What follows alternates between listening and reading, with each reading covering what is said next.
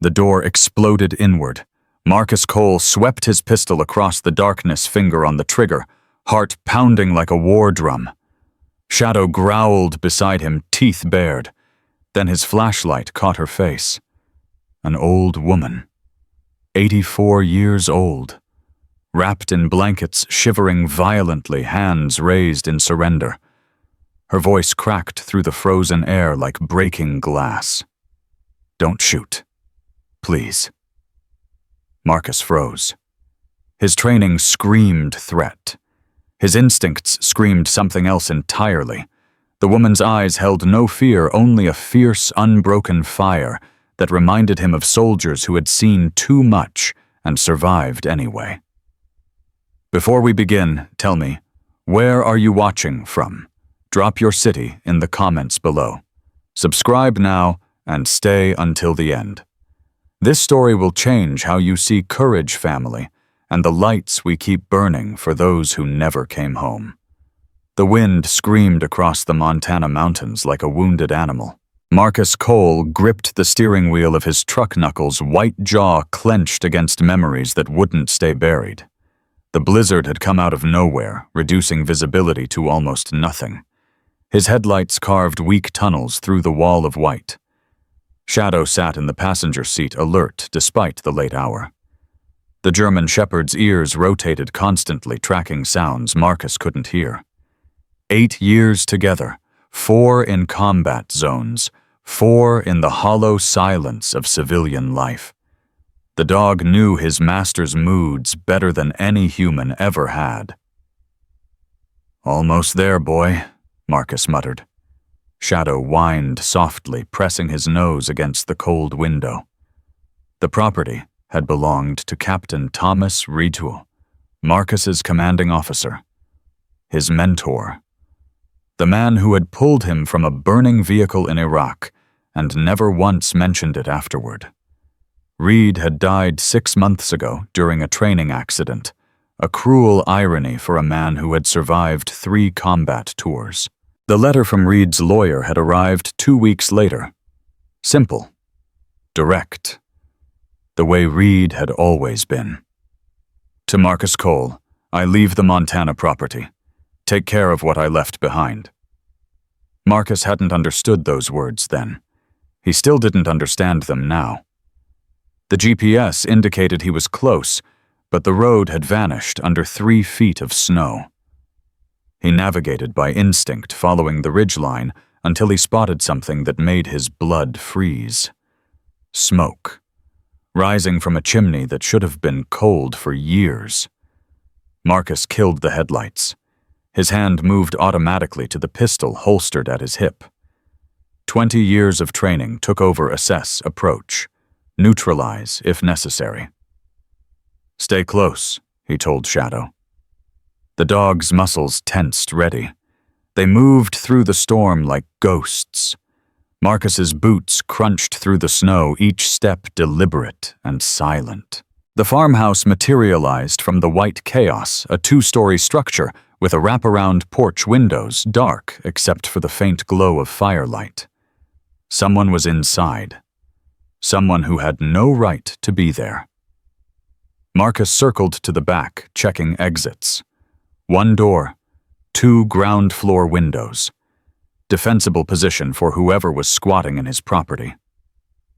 He approached the front porch wood, creaking under his weight, despite his careful movements. Shadow growled low, the sound barely audible above the wind. Marcus drew his weapon, pressed his back against the wall beside the door, took a breath. Then he kicked it in. The door crashed open. Marcus swept into the room, pistol-raised flashlight cutting through the darkness. His voice came out hard and flat, the voice of a man who had commanded death squads in countries most Americans couldn't find on a map. "Don't move hands where I can see them." A scream pierced the air. High and terrified and old. His flashlight found her in the corner, blankets wrapped around thin shoulders. Silver hair wild around a face carved with decades of living. Hands raised, trembling violently, but not from cold. from age, from fear. "Don't shoot," she whispered. "Please, I'm not armed. I'm just an old woman." Marcus's finger hovered over the trigger. His training screamed at him. Unknown subject, occupied position, potential threat. But his instincts saw something else. The way she held herself despite her terror. The defiance burning in pale blue eyes that had seen more than they should have. "Who are you?" he demanded. "This is private property." "I know exactly what this property is." Her voice steadied, finding strength from somewhere deep inside. "I've lived here for 40 years. The question is, who are you, and why are you pointing that gun at an 84-year-old woman?" Shadow moved past Marcus, approaching the stranger with caution. The dog circled her once, twice, then did something Marcus had never seen him do with a stranger. He lay down at her feet, resting his massive head on her slippers. Marcus stared. Shadow had been trained to detect threats. He had saved Marcus's life 3 times by identifying danger before it struck. The dog trusted no one except his handler. Until now. "Your dog has better manners than you do," the woman said, lowering her hands slowly.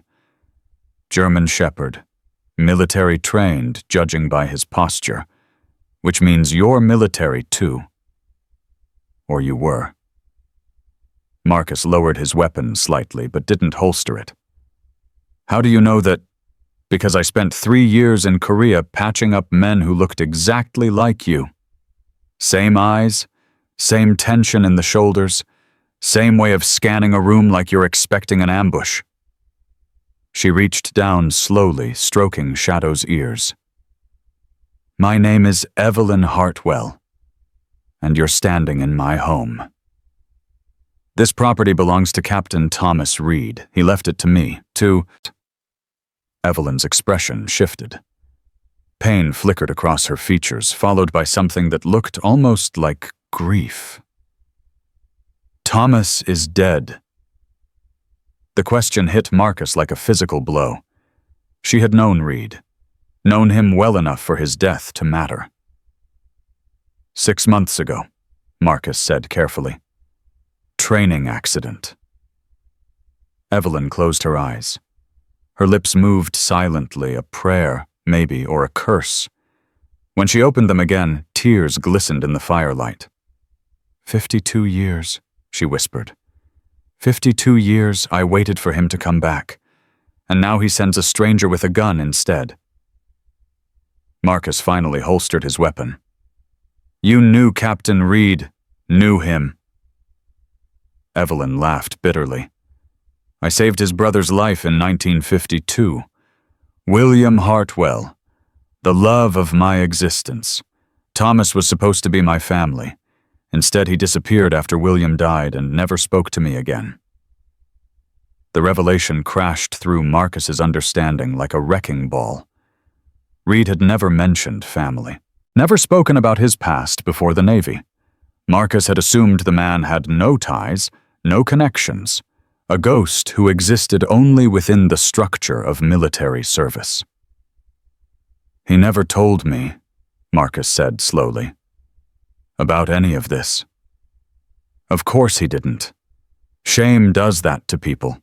It buries the truth until no one remembers it was ever there." Evelyn gestured towards the chair across from her. "Sit down. You look like you've been running from something for a very long time. I recognize the look. I see it in my mirror every morning." Marcus hesitated. Every instinct told him to maintain distance to verify her story before letting down his guard. But Shadow hadn't moved from her feet. The dog's eyes had closed, his breathing slow and peaceful. He sat. The fire crackled between them, throwing shadows across the walls. Evelyn studied him with the kind of attention that made Marcus uncomfortable, like she was reading chapters of his life he hadn't written yet. "What's your name?" she asked. "Marcus Cole." "And the dog, Shadow," Evelyn nodded slowly. Good name. Shadows follow us everywhere, don't they? Even when we try to outrun them. Marcus said nothing. The observation cut too close to wounds he kept carefully hidden. Thomas left you this property, Evelyn continued. Did he explain why? His letter said to take care of what he left behind. I assumed he meant the land, the buildings. Evelyn's smile was sad and knowing. Thomas never cared about land or buildings. He cared about debts, the ones he could never repay. She paused, letting the fire pop and settle. I'm what he left behind, Mr. Cole. I'm the debt. The words hung in the air, heavy with decades of unspoken history. Marcus leaned forward. What debt? William saved Thomas's life during the Korean War. Took a bullet meant for his younger brother.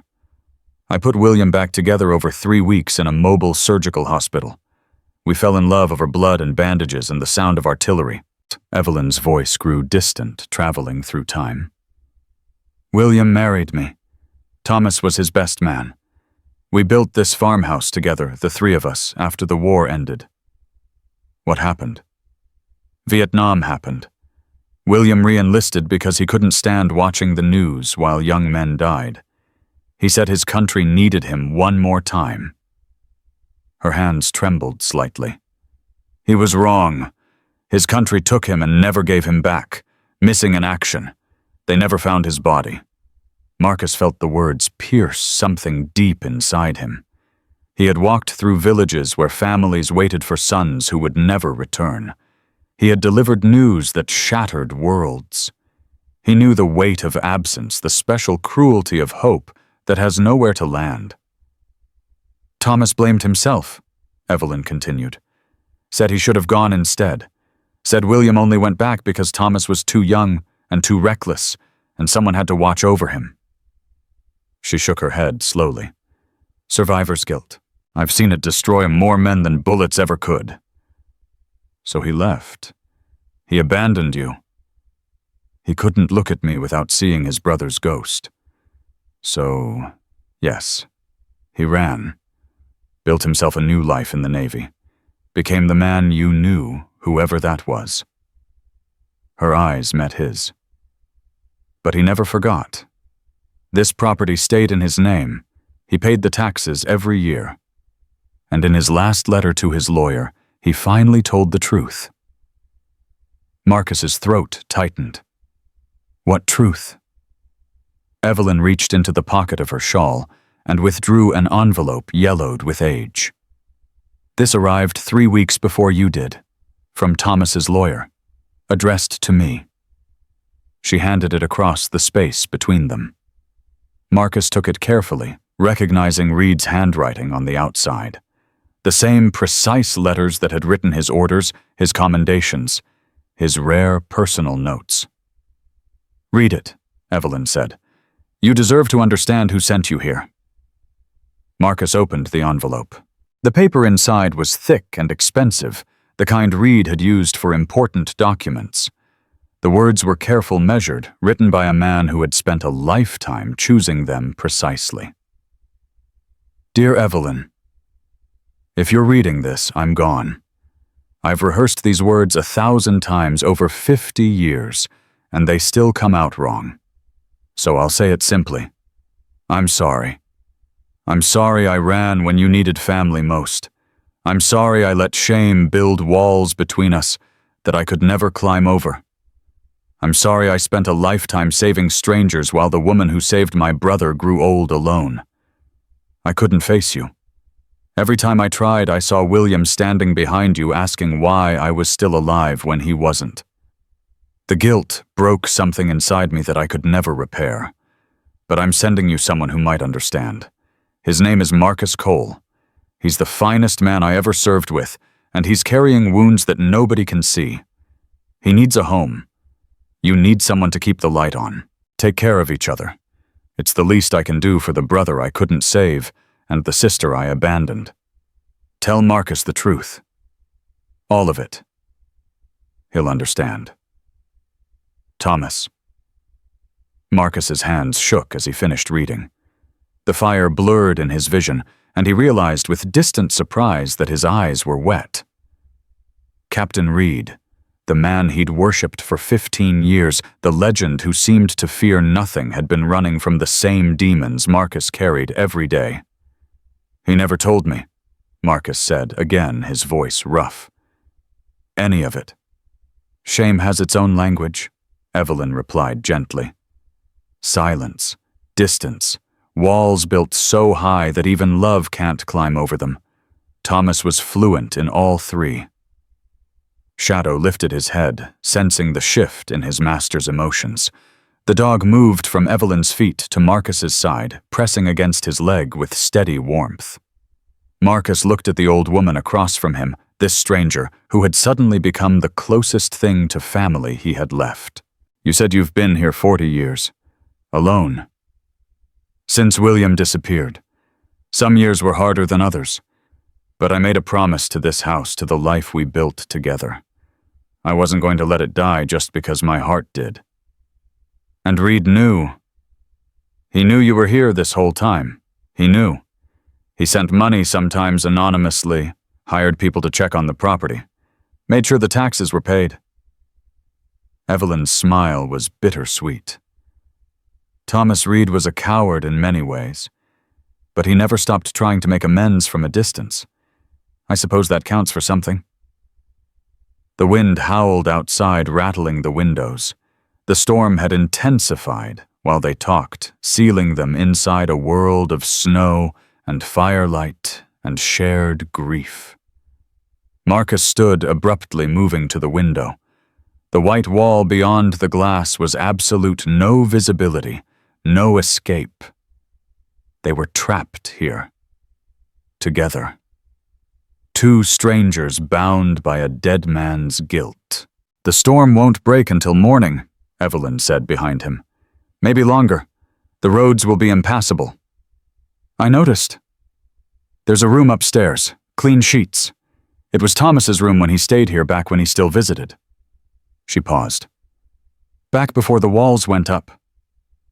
Marcus turned to face her. "Why are you being kind to me? I kicked down your door. I pointed a gun at you."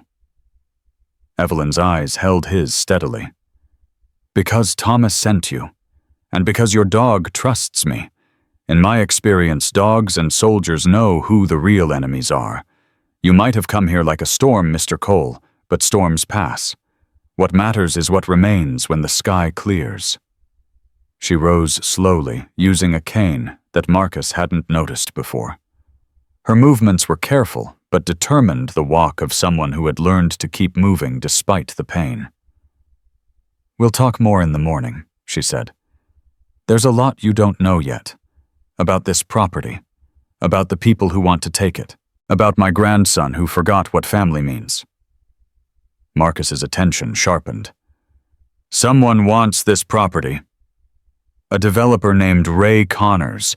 He's been pressuring me to sell for 3 years. The land sits on mineral rights worth millions." Evelyn's expression hardened.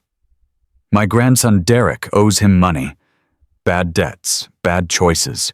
Connors uses that leverage to try to force me out." "And you've been handling this alone." Evelyn laughed softly, but there was steel beneath the sound. "I survived a war, Mr. Cole. I buried a husband who never came home and raised a son who died too young. A developer with a checkbook doesn't frighten me." She moved toward the hallway, then paused at the doorway. "Thomas said you carry wounds no one can see. He was right, I can see them now. But wounds heal if you give them air. This house has enough room for all of our ghosts." She disappeared into the darkness of the hallway, leaving Marcus alone with Shadow and the dying fire. The dog looked up at him, amber eyes reflecting the flames. Marcus sank back into the chair, Reed's letter still clutched in his hand. He read it again. And again, each time the words cut deeper. "He needs a home. You need someone to keep the light on." Marcus hadn't had a home since he was 18. The Navy had been his family, his purpose, his identity.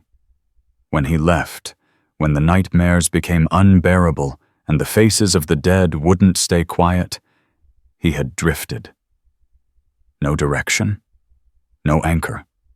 Just a man and his dog running from place to place, looking for something he couldn't name. And now Reed from beyond the grave was offering him exactly what he'd been searching for. The fire popped, sending sparks up the chimney. Shadow settled at his feet with a heavy sigh, the sound of an old soldier finally standing down. Marcus closed his eyes.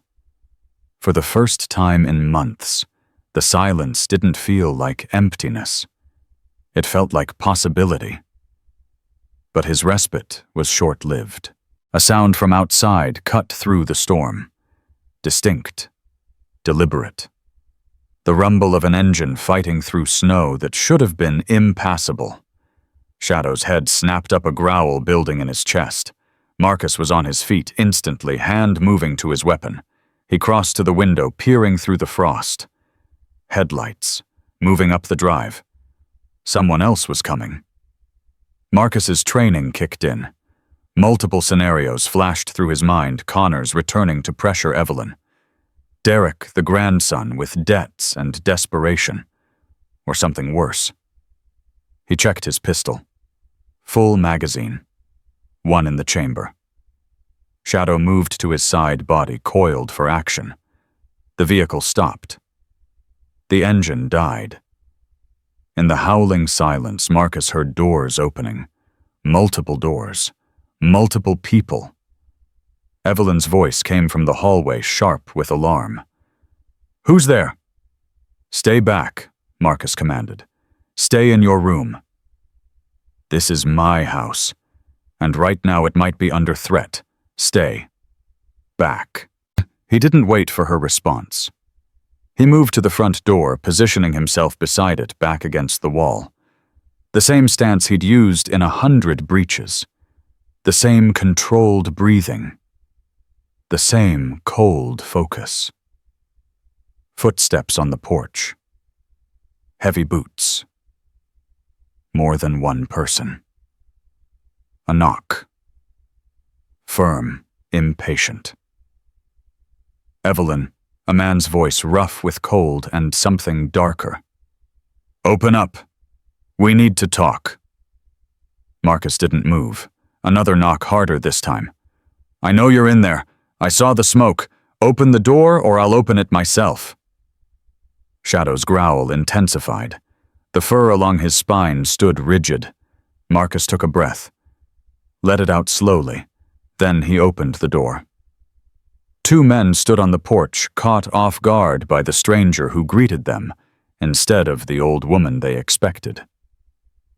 The first was heavy-set, with a ruddy face and expensive winter gear that looked more suited to a ski lodge than a Montana farmhouse. The second was younger, lean, with the nervous energy of someone in over his head.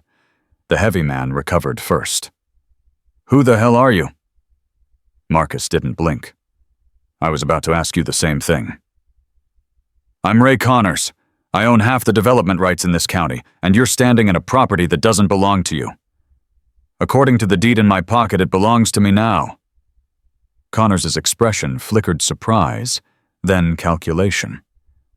Marcus had seen that look before on the faces of men who measured everything in terms of advantage and leverage.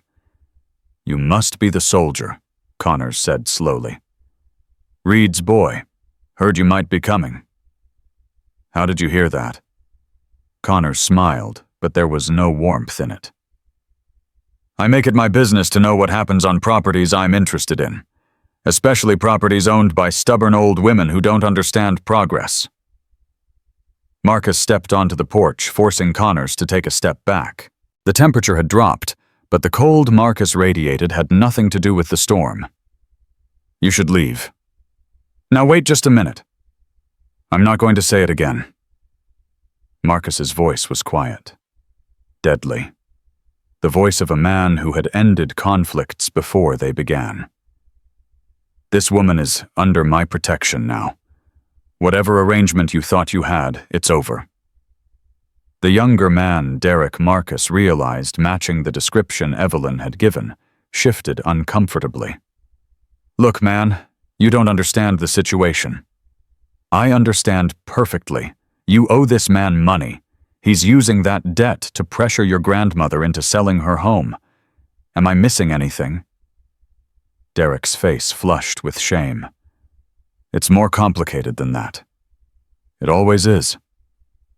Marcus turned his attention back to Connors. Here's what's going to happen. You're going to get back in your vehicle. You're going to drive away. And you're not going to come back to this property unless you're invited. Ed Connors' smile widened, but his eyes went hard. You're making a mistake, soldier. I have resources you can't imagine. Legal, political, financial. I've broken stronger men than you. No. Marcus's voice dropped even lower. You haven't. Something in his tone made Connors hesitate. For a moment, the mask of the confident businessman slipped, revealing the calculating predator beneath. This isn't over, Connors said finally. It is tonight. Connors held his gaze for a long moment, then turned and walked back toward his vehicle. Derek lingered, looking past Marcus toward the warmth of the house. Is she okay? He asked quietly. My grandmother. She's stronger than you deserve. The words hit Derek like a slap. His shoulders slumped, but he nodded. I know. I messed up. He trailed off, unable to finish the sentence. If you actually care about her, Marcus said, you'll find a way to fix this. Not for Connors, not for money, for her. Derek met his eyes for the first time. Behind the weakness and the fear, Marcus glimpsed something that might have been the remnant of a better man. The kind of man who had simply lost his way. Think about it, Marcus said. Then choose. He stepped back inside and closed the door. Evelyn stood in the hallway, her cane gripped tightly, her face pale, but resolute. You heard, Marcus asked. I heard enough. She moved slowly into the living room, lowering herself into her chair. Connors is more dangerous than he looks. He's patient. He'll try again. I know. And Derek, her voice caught.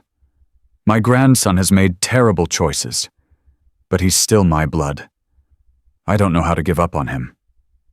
Marcus thought of Reed, of the letter that had crossed the decades trying to repair damage that seemed irreparable, of the way shame had poisoned a family for 50 years. You don't give up, he said finally. You just keep the light on. And you wait.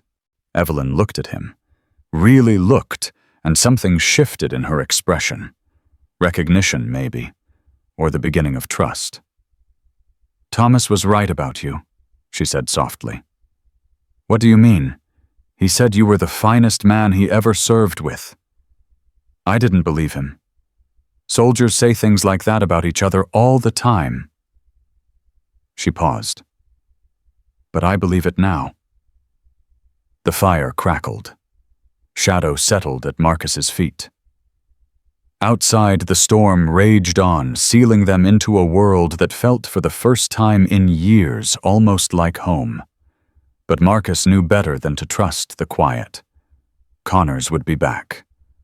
And when he came, the real battle would begin. The night passed in fragments. Marcus dozed in the chair by the fire, never fully asleep, his hand resting near his weapon. Shadow lay beside him, equally vigilant. Every creak of the old house, every gust of wind against the windows brought him to instant alertness. Evelyn had retreated to her room, but Marcus could hear her moving occasionally. Neither of them trusted the quiet. When gray light finally seeped through the frost-covered windows, Marcus rose stiffly. His body ached from the cold and the tension, but he'd slept in worse conditions. Shadow stretched beside him, yawning widely.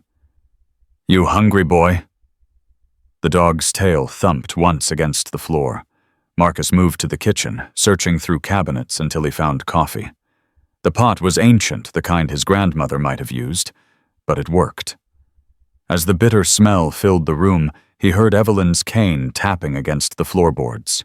She appeared in the doorway, fully dressed, despite the early hour. Her silver hair was pinned back neatly, and her eyes were sharp despite the shadows beneath them. "You didn't sleep," she said.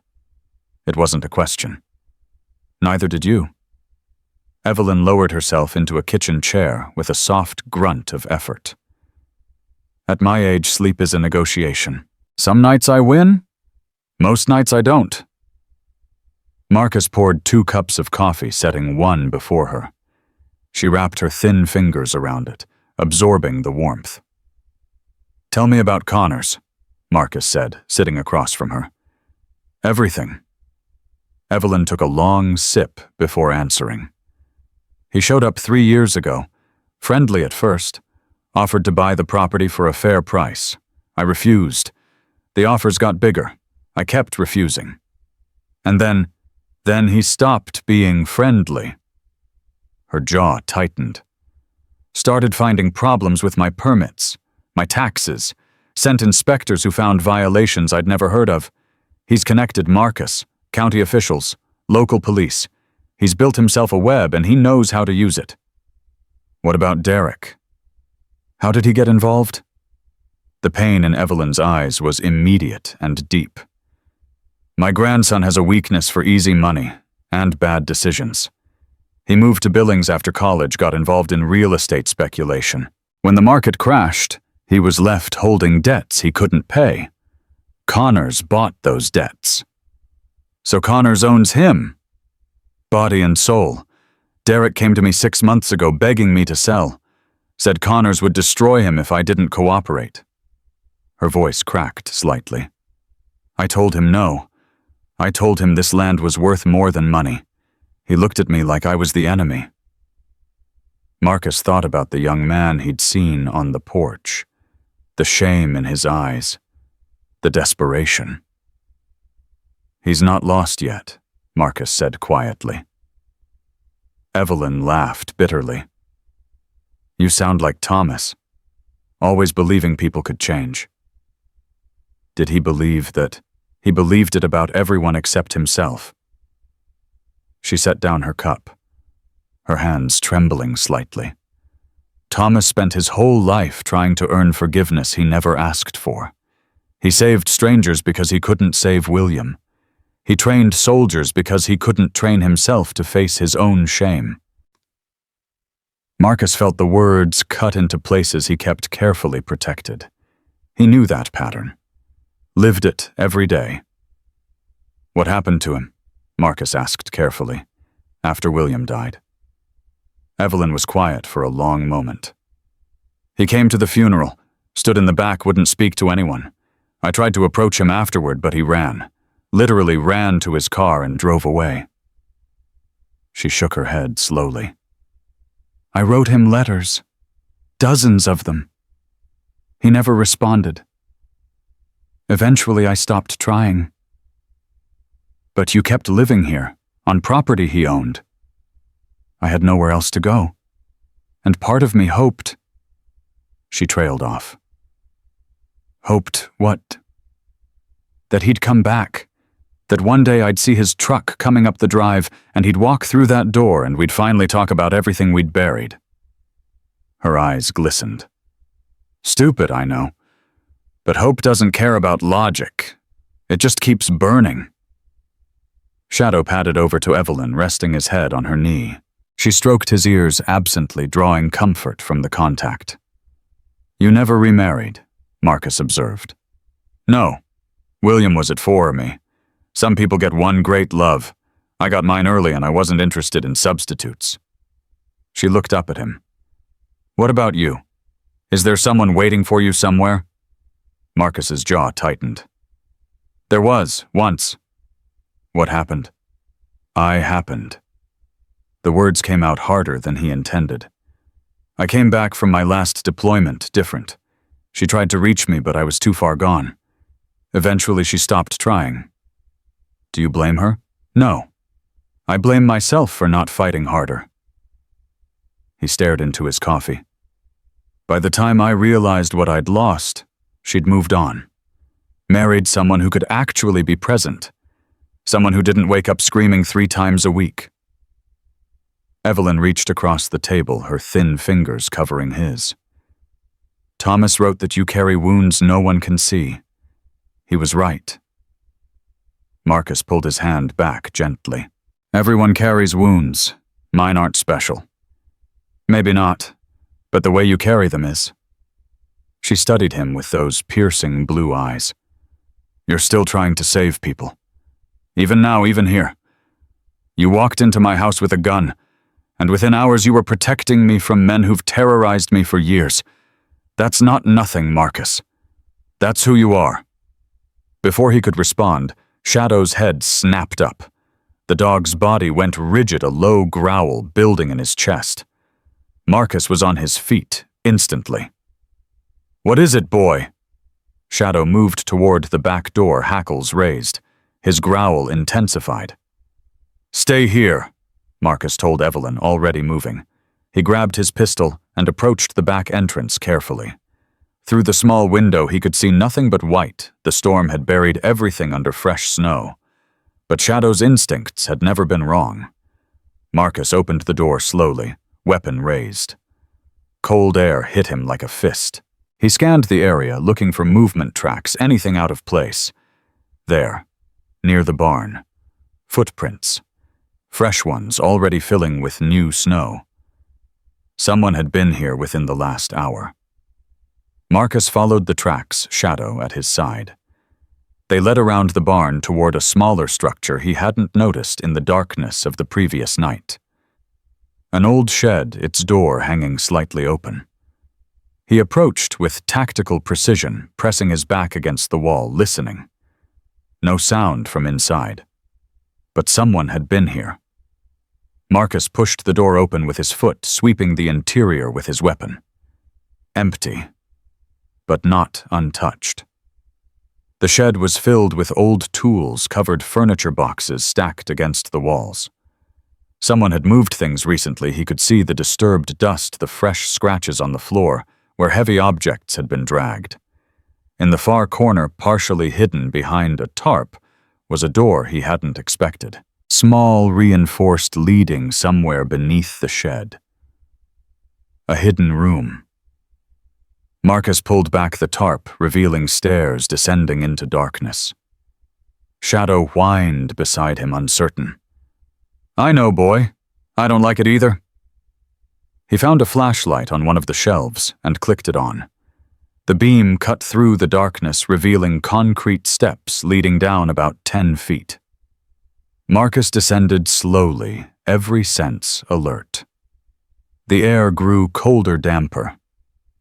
At the bottom he found himself in a small underground room, maybe 15 feet square, with concrete walls and a low ceiling.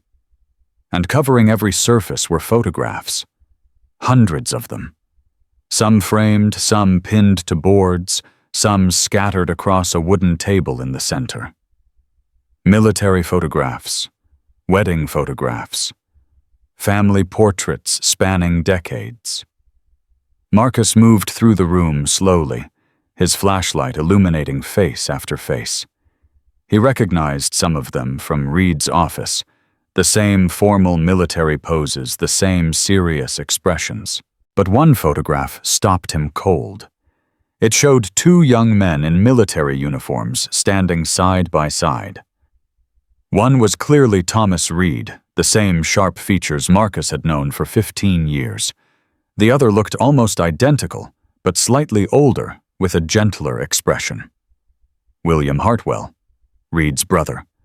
And behind them, wearing the uniform of an army nurse, stood Evelyn.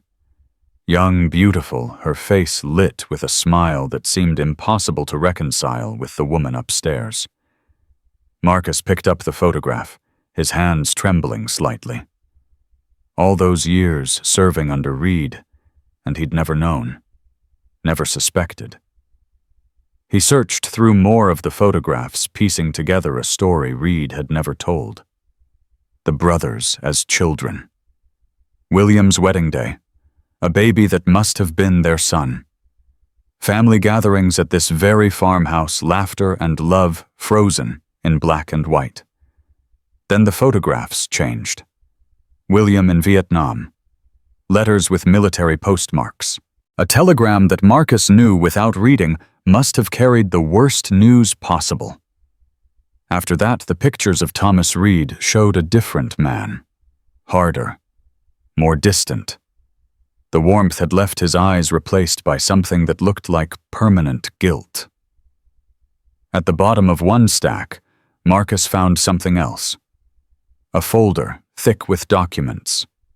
He opened it and began to read. Legal papers, property records, and buried among them letters. Dozens of letters in Evelyn's handwriting, all addressed to Thomas Reed, all marked, "Return to sender." He had refused her contact. For 50 years. But that wasn't the worst of it. Beneath the letters was another document. A deed dated just 6 months ago, the same time Reed had died. It transferred ownership of the property not to Marcus, but to a holding company called Northern Summit Development. Ray Connors's company. Marcus's blood ran cold. Someone had forged this document. Someone was trying to steal the property right out from under Evelyn's feet. He grabbed the folder and headed back up the stairs, his mind racing.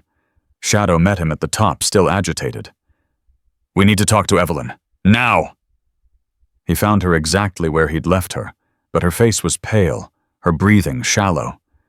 She gripped the edge of the table like it was the only thing keeping her upright. "What's wrong?" Marcus demanded. "Nothing, just tired." "Don't lie to me."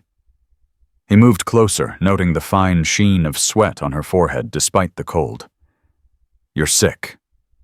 "I'm 84 years old. I'm always something." Marcus knelt beside her, his voice softening.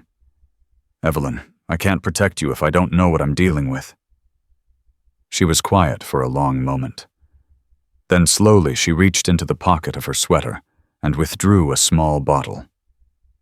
Prescription medication. The label was worn, but Marcus could make out enough words to understand. Heart medication, and the bottle was nearly empty. "How long?" he asked. "Since last month. I've been rationing. The pharmacy in town is 40 miles away, and Connors has made sure no one will deliver to me anymore." Her voice was matter-of-fact, accepting. "I've lived a long life, Marcus. If this is how it ends, it's not." The words came out fierce, absolute. "I'll get you more medication, today. The roads are impassable. Then I'll make them passable." Evelyn smiled faintly. "You're as stubborn as Thomas was. He'd want me to take care of you. It's what he asked me to do. He asked you to take care of his property. I'm just an old woman who happens to live on it." Marcus held up the folder he'd found in the hidden room. "You're wrong, and we have bigger problems than your medication." He spread the forged documents across the table, explaining what he'd found. Evelyn's face went from pale to white as she understood the implications. "Connors," she whispered. "He's been planning this for months." "Longer, probably. This forgery is good professional. He has connections, like you said. Legal contacts who can make documents appear legitimate. But Thomas's will specifically left the property to you. The lawyers verified it. Which means Connors needs to either discredit the will or find a way around it. Either way, he's not giving up." Marcus gathered the papers. "We need to get to a lawyer, a real one, not someone in Connors's pocket. The nearest city is Billings, 3 hours in good weather. Then we leave as soon as the road's clear." Evelyn shook her head slowly. "You're asking me to leave my home?"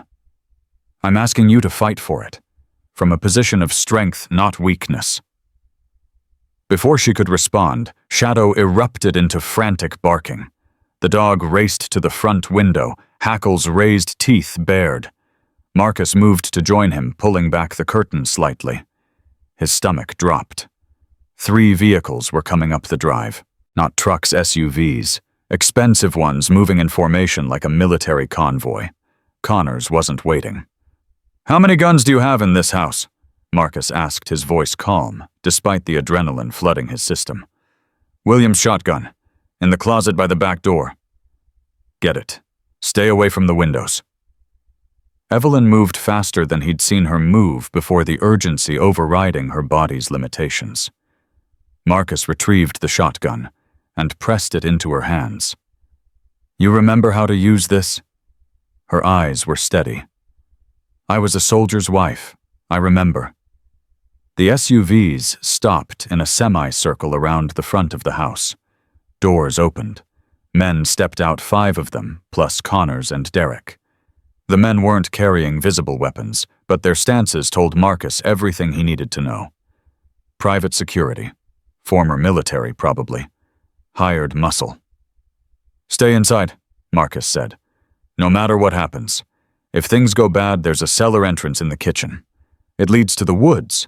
You take Shadow, and you run." "I won't leave you." "You will if I tell you to. Promise me, Evelyn." She held his gaze for a long moment. Then slowly she nodded. Marcus opened the front door and stepped onto the porch. Connors stood at the front of his group wearing an expensive overcoat and a smile that didn't reach his eyes. "Mr. Cole, didn't expect to see you again so soon. The feeling's mutual. I've come to talk, peacefully. I think there's been some misunderstanding about this property." "No misunderstanding. You forged documents to steal land from an old woman. Pretty clear cut." Something flickered in Connor's expression. Surprise quickly masked. He hadn't expected Marcus to find the hidden room so quickly. "I don't know what you think you found, but I assure you, I found the truth, and I found evidence that will put you in prison." Connors's smile faded entirely. His voice dropped, losing its friendly veneer. "You're making a serious mistake, soldier. I have resources you can't imagine. Political connections. Legal protection. You can't touch me." "I've heard that before. Usually right before I touched someone very badly." Derek stepped forward, his face twisted with conflicting emotions. "Marcus, please, just listen to him. Maybe there's a deal we can all live with." "There's no deal, Derek. Your grandmother stays. Connors leaves. That's the only outcome I'm interested in." "You're outnumbered," Connors said softly. "Outgunned. And completely alone. The nearest police are 40 miles away, and most of them work for me anyway. What exactly do you think you can do here?" Marcus smiled. It was the smile that had made hardened insurgents reconsider their life choices. "You want to find out?" The tension stretched like a wire about to snap. Connors' security team shifted hands, moving toward concealed weapons. Marcus calculated angles, distances, cover positions. 5 against 1 weren't great odds, but he'd faced worse. Then Evelyn's voice cut through the standoff. "Raymond Connors." Everyone turned. She stood in the doorway, William's shotgun cradled in her arms, looking like an ancient goddess of righteous fury. "I've known men like you my whole life, men who think money buys everything, who think power means strength." She raised the shotgun slowly. "My husband killed better men than you in Korea. Thomas Reed killed better men than you in a dozen countries, and this soldier has killed more men than you have lawyers." Connors' face reddened. "This is insane. You can't threaten me." "I'm not threatening, I'm informing. You come back here again and I will consider it an invasion of my home. I will defend myself accordingly. And so will he." The security team exchanged uncertain glances. They'd been expecting an easy intimidation job, an old woman, and maybe one stubborn veteran. They hadn't prepared for this. Connors' jaw worked silently for a moment. Then he took a step back. "This isn't over," he said quietly. Not by a long shot. Yes, it is, Marcus replied. You just don't know it yet. The standoff held for another endless moment. Then Connors turned, gesturing sharply to his men. They retreated to their vehicles, engines starting in sequence. Derek lingered looking at his grandmother with an expression that was equal parts shame and longing. Grandma, go home, Derek. Think about who you want to be. Then come back when you have an answer. He nodded slowly, then turned and climbed into one of the SUVs. The vehicles pulled away, disappearing down the drive. Marcus didn't relax until the sound of their engines faded completely. Even then, he kept watch, scanning the tree line for any sign of movement. Evelyn lowered the shotgun, her arms trembling with the effort it had taken to hold it steady. That won't be the end of it. No, but we bought time. Time for what? Marcus turned to face her, his expression resolute. Time to call in reinforcements. I'm not the only one who owes Thomas Reed. He pulled out his phone. No signal as expected, but that would change once the storm fully cleared. He had numbers, names, men who would come if he asked.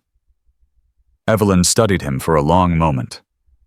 Who are you planning to call my brothers? Her eyebrows rose. I thought you said you had no family. I don't. Not by blood. He met her eyes. But family isn't always about blood. Sometimes it's about the people who fight beside you. The ones who never leave. Evelyn's expression softened. She reached out her thin hand, touching his arm briefly. Thomas was right to send you here. Maybe. Or maybe he knew I needed this as much as you did. They stood together on the porch, watching the last of the storm clouds break apart overhead. For the first time in 3 years, Evelyn didn't feel alone. And for the first time in longer than he could remember, neither did Marcus.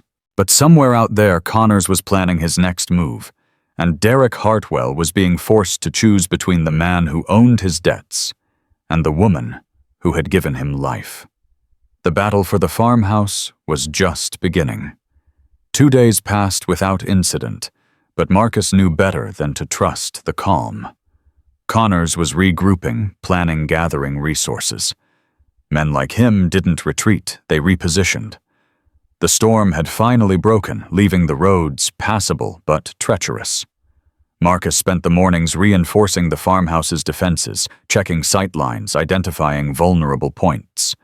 Shadow patrolled the perimeter constantly, his instincts sharper than any security system. Evelyn watched him work with a mixture of gratitude and concern. You're turning my home into a fortress. I'm making sure you keep your home. Marcus secured a lock on the back door. There's a difference. Thomas used to do the same thing. Every time he visited, he'd find something to fix, something to improve.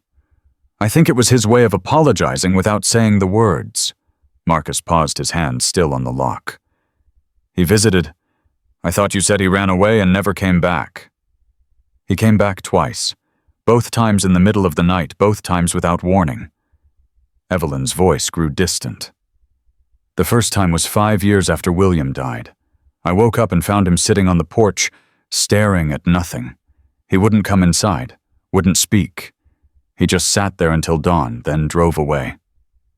And the second time, 10 years later, same thing, middle of the night, but that time he left something behind. She moved to the mantel and retrieved a small wooden box. I found this on the porch after he left. Marcus took the box carefully. Inside was a military medal, a bronze star, and a folded note. The handwriting was unmistakably Reed's. This belonged to William. They gave it to me after he died because I was next of kin. I should have given it to you years ago. I'm sorry. Marcus stared at the medal, his throat tight. He couldn't face you, but he couldn't forget you either. That's the cruelest kind of guilt, Evelyn said softly. The kind that won't let you move forward or go back. Shadow suddenly lifted his head, ears rotating toward the window. A low growl built in his chest. Marcus was instantly alert. "What is it, boy?" The dog moved to the door, his body tense. Marcus grabbed his pistol and approached the window carefully. A vehicle was coming up the drive, not one of Connors's SUVs, but an older pickup truck moving slowly. "You expecting anyone?" Marcus asked. "No one comes here anymore. Not since Connors made sure of that." The truck stopped near the porch. A single figure emerged, Derek Hartwell, alone, his shoulders hunched against the cold. He looked like he hadn't slept in days. Marcus opened the door before Derek could knock. "You've got some nerve coming back here." "I know." Derek's voice was raw. "I know how this looks, but I need to talk to my grandmother. Please." "Why should I let you anywhere near her? Because I have information about what Connors is planning." Derek's eyes darted nervously. "And because I'm done. I can't do this anymore." Marcus studied him for a long moment. The desperation in the young man's face was genuine. He'd seen that look on soldiers who'd reached their breaking point. "You're wearing a wire?" Derek blinked. "What? No. Take off your jacket. Lift your shirt." Derek hesitated, then complied. No wire. No hidden devices. Just a young man who looked like he'd been carrying the weight of the world and finally dropped it. Marcus stepped aside. 5 minutes, and if I don't like what I hear, you're leaving." Evelyn appeared in the hallway, her face unreadable. Derek froze when he saw her, all his rehearsed words evaporating. "Grandma," he managed. "I'm so sorry." "Sorry doesn't fix what you've done, Derek." "I know. I know it doesn't." He moved toward her, stopping when she raised a hand. "But I need you to understand. Connors, he didn't just buy my debts. He threatened me. He said if I didn't cooperate, he'd make sure you had an accident. Said it would look natural. Said no one would investigate." The words hit Marcus like a physical blow. He'd suspected Connors was dangerous, but this was something else entirely. Evelyn's expression didn't change. "And you believed him. He showed me photos of other people who'd refused to sell to him. An old couple in Wyoming, a farmer in North Dakota." Derek's voice cracked. "They're all dead, Grandma. Every single one of them. Heart attacks, accidents, natural causes. But the timing, it was never a coincidence." Shadow moved closer to Derek, sniffing him carefully. After a moment, the dog sat down, his posture relaxed. Whatever fear or deception he'd sensed before was gone. Marcus crossed his arms. "So what changed? Why are you here now?" "Because I realized he's going to do it anyway." Derek's hands trembled. "Kill her, I mean. Whether I cooperate or not. I'm just a loose end to him now. We both are." Evelyn lowered herself into a chair, her face pale. "You're telling me this man has murdered people?" "I'm telling you he's a monster wearing a businessman's mask. And I helped him. I looked the other way because I was too scared and too greedy to see what was really happening." Derek dropped to his knees in front of her. "I can't take back what I've done. But I can try to fix it. I can testify. I can give the authorities everything I know." "The authorities are in his pocket," Marcus said. "You said so yourself." "Local authorities, yes. But not the FBI, not federal prosecutors." Derek reached into his jacket and pulled out a flash drive. "I copied his files, financial records, communications, evidence of bribery, fraud, and—" He swallowed hard. "And worse, everything is on here." Marcus took the flash drive, examining it carefully. "How do we know this isn't a trap?" "You don't. But I'm begging you to trust me anyway." Derek looked at his grandmother, tears streaming down his face. "I was supposed to be here, protecting you. Instead, I became the thing you needed protection from. I'll never forgive myself for that, but please let me try to make it right." The room went silent, except for the crackling of the fire. Evelyn studied her grandson with an expression that shifted between anger, grief, and something that might have been hope. Finally, she spoke. "Get off your knees, Derek. Hartwell men don't grovel." He rose slowly, wiping his face. "Does that mean—" "It means I'm willing to listen. That's all I can promise right now." Marcus pocketed the flash drive. "You said Connors is planning something. What exactly?" Derek steadied himself. "He's done waiting. The forged documents didn't work. He knows you found them, so he's moving to Plan B. Which is, he's going to burn the place down, tonight, make it look like an electrical fire. The house is old enough that no one would question it." Evelyn's hand flew to her chest. Marcus moved to her side instantly. "Your medication," he said. "Where is it?" "On the counter. But I'm fine, I just need a moment." Marcus retrieved the pills and a glass of water, watching as she took them with trembling hands. Her breathing was shallow, but it steadied after a few seconds. "How many men?" Marcus asked Derek. "At least 6. Maybe more. They're professionals, ex-military like you. Connors pays them well." Timeline. They'll wait until after midnight, when the roads are empty and no one's watching. Marcus checked his watch. It was just past 3 in the afternoon. They had hours to prepare, but hours could disappear fast. "I need to make some calls," he said. Derek looked confused. "Calls to who?" "People who owe me. People who understand what's at stake." Marcus stepped onto the porch, finally getting a cell signal after days of nothing. He scrolled through his contacts until he found the name he was looking for. Jake Morrison. Sergeant Major. Retired like Marcus, but never really out of the game. The phone rang 3 times before a gruff voice answered. "Cole, I figured you were dead." "Not yet, but I might be by morning if you can't help me." "Where are you?" "Montana, middle of nowhere. I've got a situation." Morrison was quiet for a moment. "What kind of situation?" Marcus explained quickly: the property, Evelyn Connors, the threat. He kept it tactical, the way they'd been trained to communicate. No wasted words. "How many hostiles?" Morrison asked. "At least 6, possibly more. Professional security, well-funded. And your assets? Me, a dog, an 84-year-old woman with a shotgun, and her grandson who just flipped sides." Morrison laughed.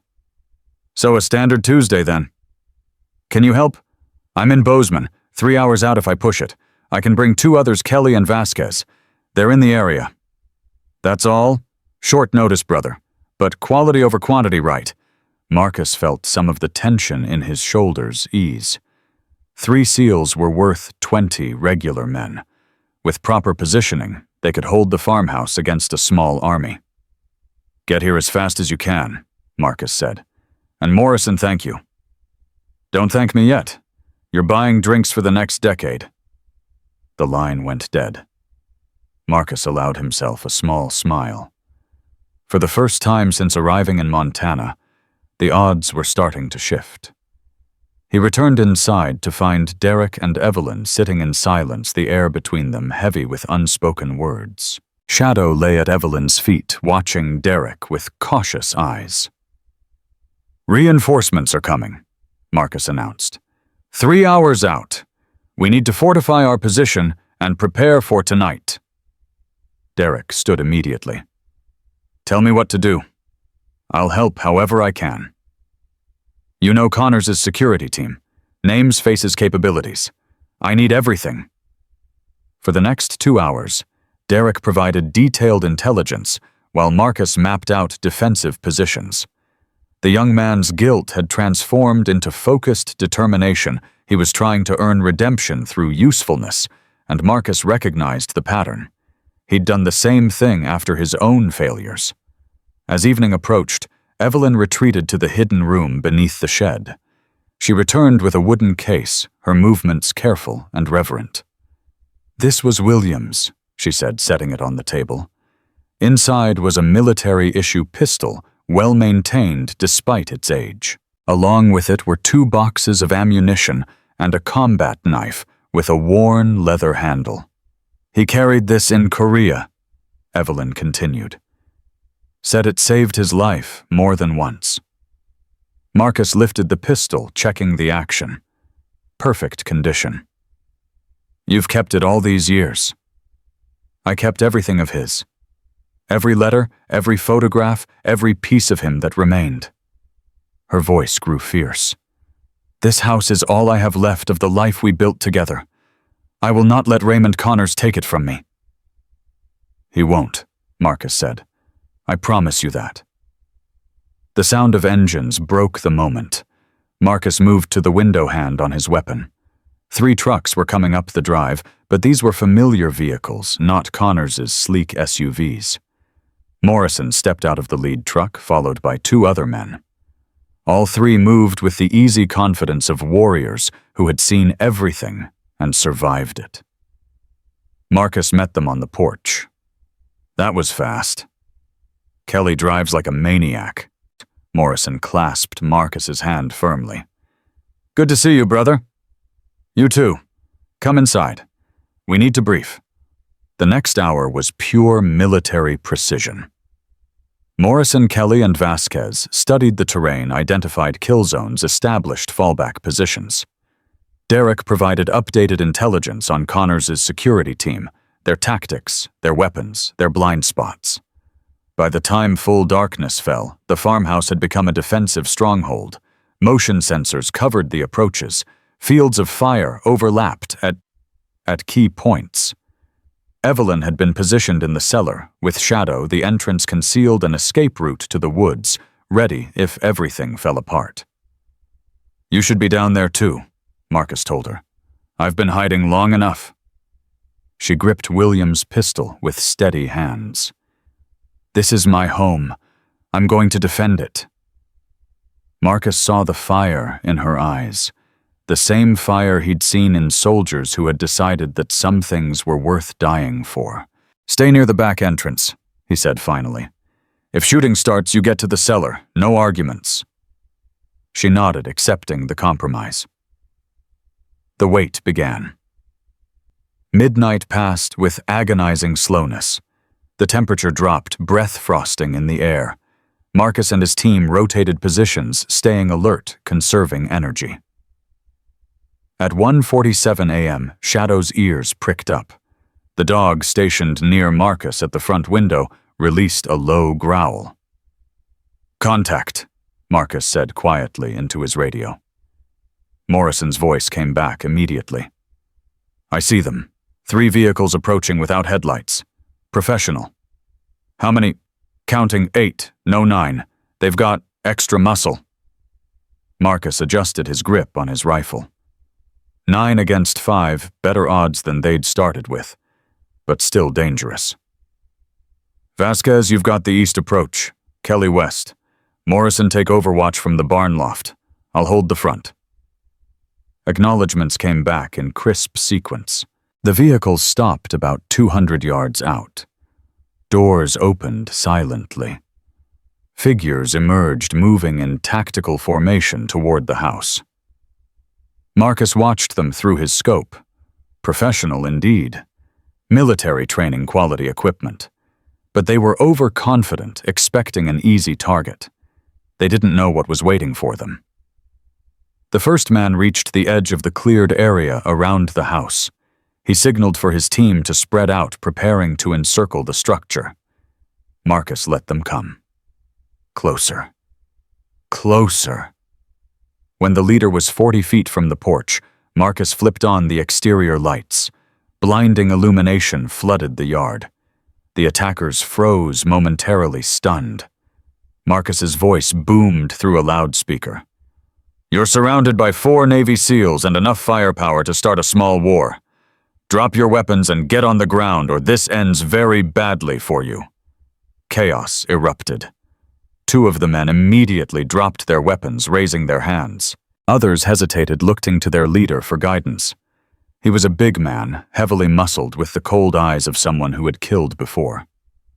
"You're bluffing," he shouted back. There's no way! A shot rang out from the barn.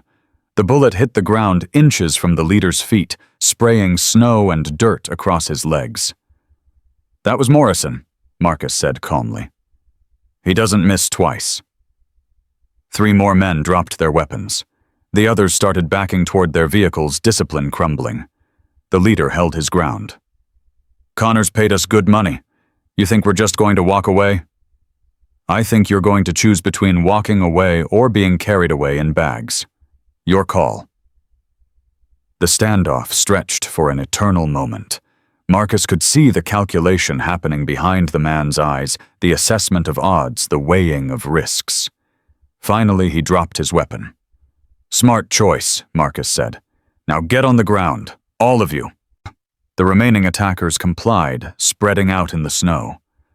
Morrison descended from the barn, while Kelly and Vasquez emerged from their positions, weapons trained on the prone figures. Marcus stepped onto the porch. Which one of you has a phone? The leader glared at him. What's it to you? I want you to call Connors. Tell him exactly what happened here. Tell him the next time he sends men to this property, we'll be sending them back in pieces. He dropped a phone in front of the leader. Make the call. With Marcus's rifle pointed at his head, the man complied. The conversation was brief. Lots of shouting from Connors' end, terse explanations from his hired gun. When it was over, Marcus retrieved the phone. Now walk, all of you. Leave your vehicles, leave your weapons. Start moving and don't look back. You can't be serious. It's 20 miles to town. Then you'd better start now, before I change my mind. The 9 men rose slowly, exchanging glances of disbelief. Then one by one they began walking down the snow-covered road. The leader was last turning to give Marcus a look of pure hatred before following his team into the darkness. Morrison approached, shaking his head. That's going to come back to bite us. Probably, but we don't kill unless we have to. That's what separates us from them. Always the idealist. Morrison clapped him on the shoulder. Come on, let's check on the old lady. They found Evelyn in the kitchen, still gripping William's pistol, her face pale but determined. Derek was beside her, looking shaken by how close they'd come to disaster. Is it over? Evelyn asked. For tonight, Marcus said. But Connors won't stop. We've embarrassed him, hurt his reputation. Men like him don't forgive that. So what do we do? Marcus looked at the flash drive in his pocket, the evidence Derek had gathered. We take the fight to him, but not with guns, with something he fears more than bullets. What's that? Marcus smiled grimly. The truth. Derek stepped forward. I'll testify. Whatever it takes. I'll give the FBI everything I know.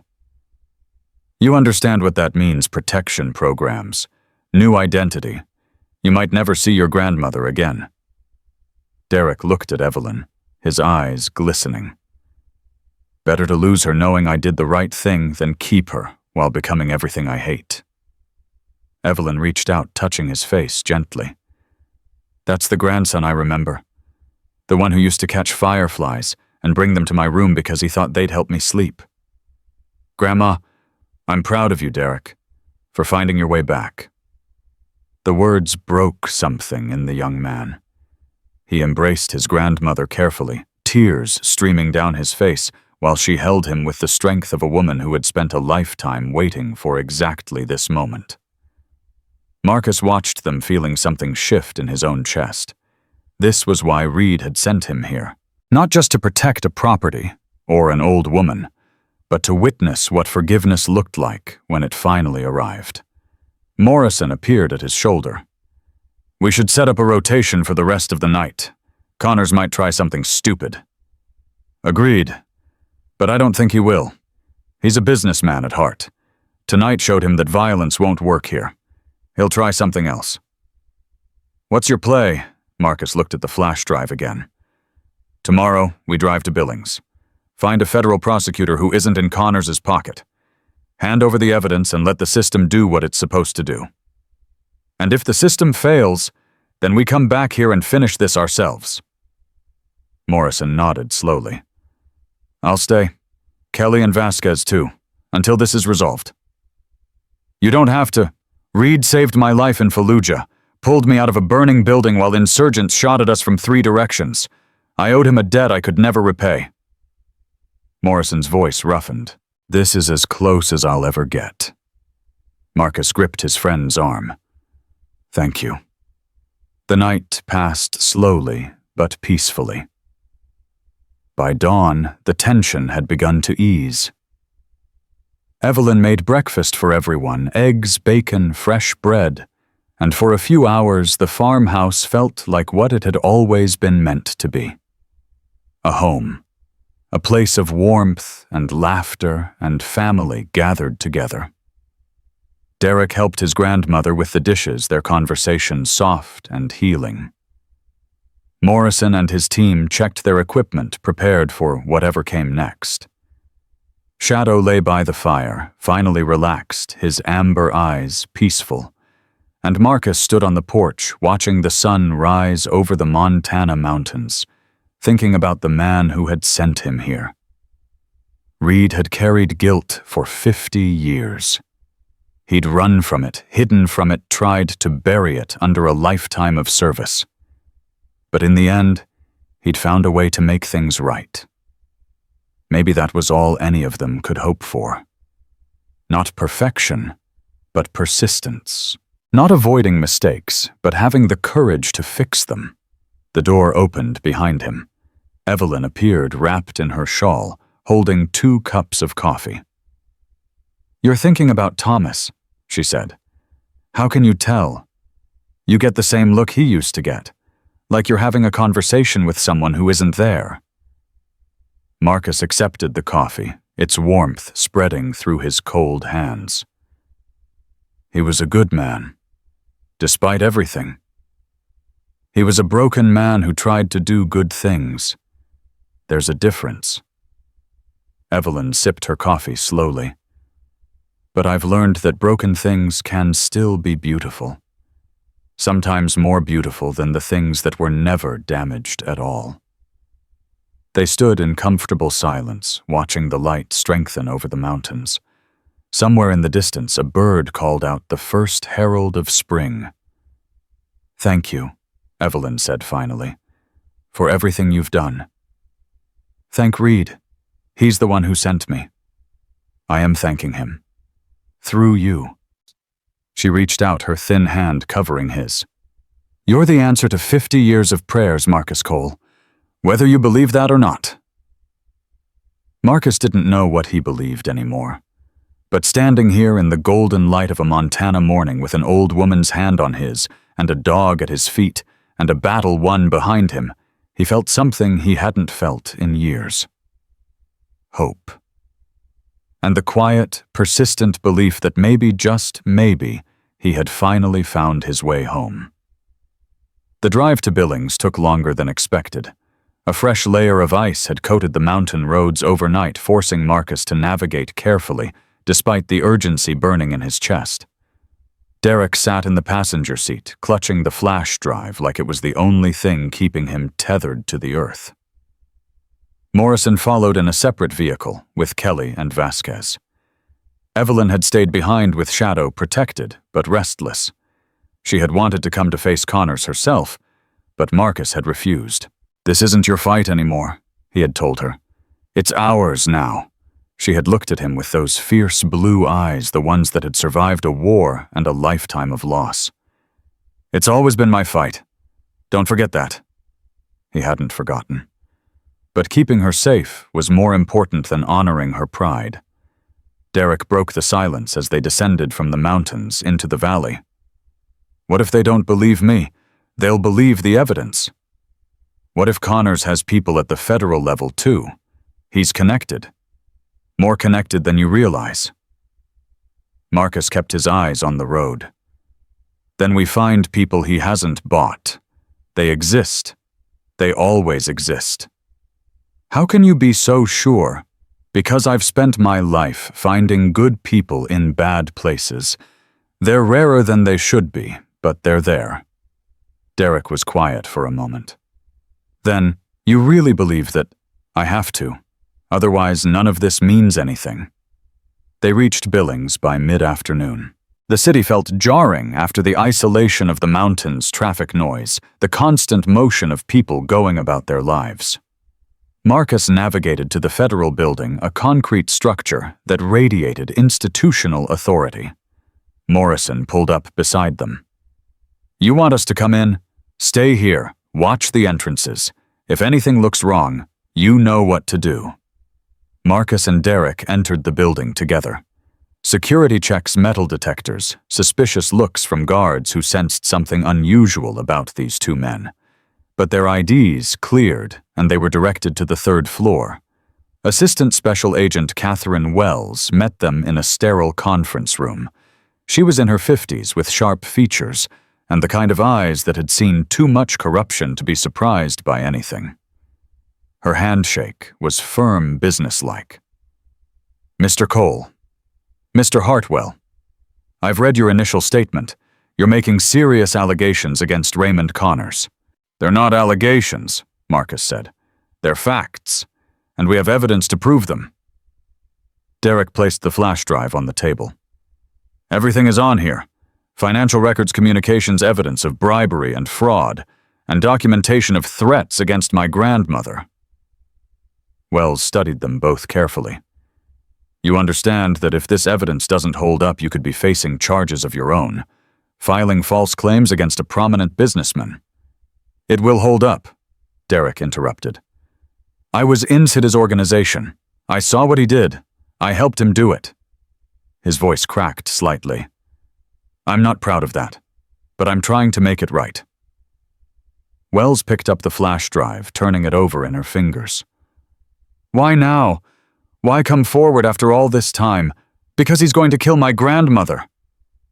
The words came out raw, desperate. He's already tried once. He sent men to burn down her house. If we hadn't been prepared, she'd be dead right now. Wells's expression shifted. You have evidence of the attempted arson? Marcus nodded. 9 men. We detained them, took their weapons, documented everything. They're probably back in Connors's pocket by now, but the evidence exists. And you didn't report this to local authorities. Local authorities work for Connors. We learned that the hard way. Wells leaned back in her chair, processing. Marcus could see the calculation happening behind her eyes, the assessment of risk, the weighing of political implications. This was exactly the kind of case that could make or break a career. I need to review this evidence, she said finally. If it's as comprehensive as you claim, we can move forward. But I need time. How much time? 48 hours, maybe more. Marcus shook his head. We don't have 48 hours. Connors knows we're coming after him. He's not going to sit around waiting for the FBI to knock on his door. What do you expect me to do, rush a federal investigation based on a flash drive and the word of a self-confessed accomplice? Derek flinched at the description, but didn't argue. Marcus leaned forward. I expect you to do your job. There's a woman in those mountains who has survived more than you can imagine. She's 84 years old, and she's spent 3 years being terrorized by a man who thinks money makes him untouchable. You can end that. Today. All you have to do is make a choice. Wells held his gaze for a long moment. Something flickered in her expression. Not sympathy exactly, but recognition. The look of someone who had once believed in justice and was trying to remember why. Give me 24 hours, she said. I'll review everything personally. If the evidence supports your claims, we'll move on Connors immediately. And in the meantime, keep your heads down and don't do anything that gives him an excuse to claim self-defense. Marcus stood. 24 hours. After that, I handle this my own way. That's not a threat I'd recommend making in a federal building, Mr. Cole. It's not a threat. It's a promise. They left the building with mixed feelings. Derek was pale, shaken by the experience of confessing his crimes to a federal agent. Marcus was calculating, running through scenarios, anticipating Connors's next move. Morrison met them at the vehicles. How'd it go? We have 24 hours, maybe less. That's not much time. No, it's not. Marcus checked his phone. No messages from Evelyn, which was either good or bad. We need to get back. I don't like leaving her alone for this long. She's not alone. Shadow's there. Shadow's a dog. He can't stop a bullet. They drove back faster than they'd come, pushing the vehicles hard on the icy roads. The sun was setting by the time they reached the mountain pass, painting the sky in shades of red and gold. Marcus's phone buzzed. Evelyn's number. Hello?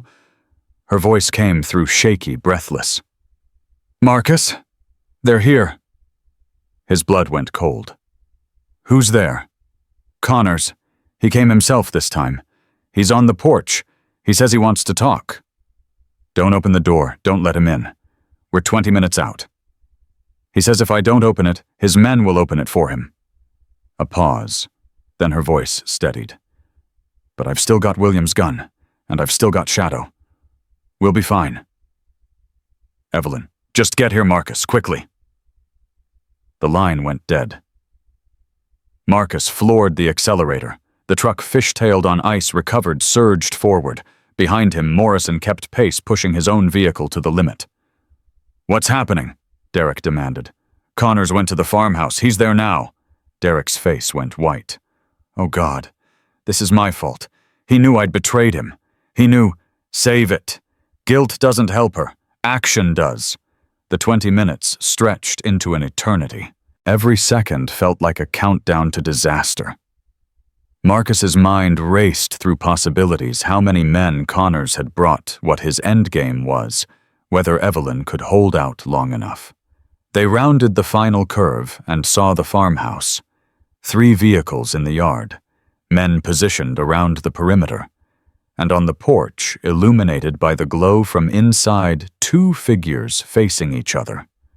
Evelyn stood in the doorway, shotgun raised. Connors stood 3 feet away, hands in his pockets, looking utterly relaxed. Marcus killed the engine and was out of the truck before it stopped moving. Morrison and his team deployed, instantly weapons drawn, taking positions. Connors! Marcus's voice cut through the cold air. Step away from her. Now! Connors turned slowly, that same predatory smile on his face. Mr. Cole, I wondered when you'd arrive. We were just having a conversation. The conversation is over. Your men lower their weapons and leave, or this ends badly for everyone. You're outnumbered, again. No, I'm not. Marcus gestured to Morrison and the others positioned at strategic points around the yard. And this time, I'm not in a generous mood. Connors studied the situation carefully. His smile faltered slightly as he recognized the tactical reality his men were exposed, outflanked, vulnerable. I came to make an offer, he said, his voice losing some of its smoothness. A generous one. I'll pay triple the market value for this property. Mrs. Hartwell can live out her days in comfort anywhere she chooses. Everyone wins. Everyone except the people you've already destroyed. Evelyn said, her voice sharp. The families who refused to sell. The ones who died in accidents that weren't accidents. Connors's expression flickered. I don't know what you're talking about. Yes, you do. Derek stepped forward, moving past Marcus into the light. I gave everything to the FBI, Ray. Every file, every communication, every shred of evidence. They know about Wyoming. They know about North Dakota. They know about all of it. The color drained from Connors's face. For the first time since Marcus had met him, the mask of the confident businessman cracked completely. You stupid boy, Connors hissed. Do you have any idea what you've done? I've done the right thing. Finally. The right thing, Connors laughed bitterly. There is no right thing. There's only power and weakness, winners and losers. I gave you a chance to be on the winning side, and you threw it away for what, a broken-down farmhouse and an old woman who should have died years ago. Evelyn's grip on the shotgun tightened. Be very careful what you say next, Mr. Connors. Or what you'll shoot me. He spread his arms wide. Go ahead. Do it. Prove that you're no better than me. The moment stretched taut as a wire. Marcus saw Evelyn's finger move toward the trigger, saw the fury in her eyes, the years of torment and fear crystallizing into a single instant of potential violence. Evelyn, he said quietly, don't. She didn't look at him.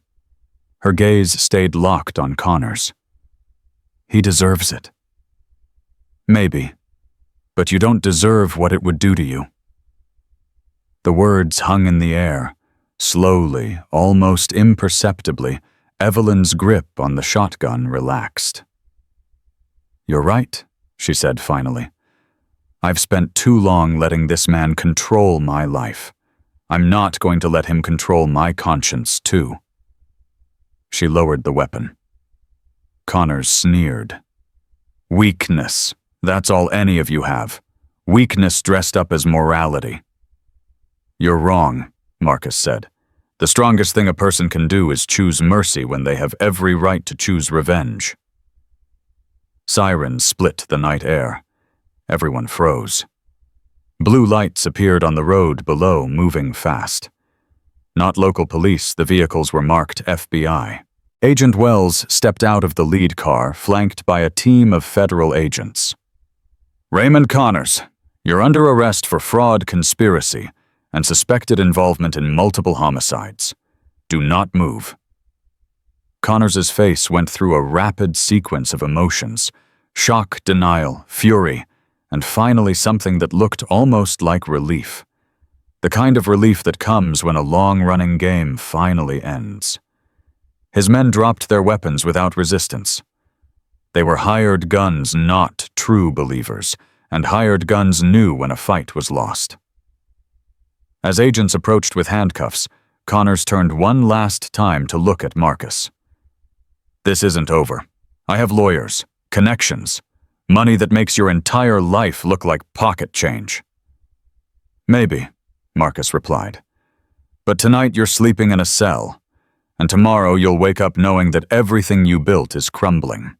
That's enough for now. Connors was led away in handcuffs. His expensive coat streaked with mud, his perfect composure shattered. His men followed heads down, already calculating how to save themselves by turning on their employer. Agent Wells approached Marcus. The evidence checked out. Every bit of it. We've been building a case against Connors for years, but we never had anyone willing to testify. Until now. She looked at Derek, who stood pale and shaken beside his grandmother.